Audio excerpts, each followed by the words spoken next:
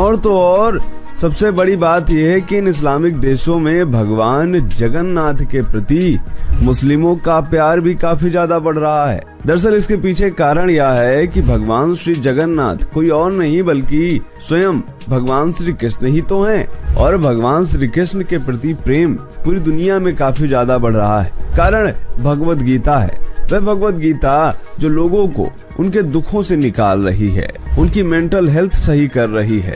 फिर चाहे वह मुस्लिम हो या ईसाई, जो भी उसे पढ़ता है भगवत गीता से उसको सहायता जरूर मिलती है। इसलिए भगवान श्री कृष्ण हो या भगवान श्री जगन्नाथ, मुस्लिम देशों में भी हिंदू तीज त्योहारों का क्रेज तो बढ़ ही रहा है। इसके अलावा एक और बात देखने को मिली, वो बात ये देखने को मिली कि भगवान श्री जगन्नाथ के रथ को कई जगहों पर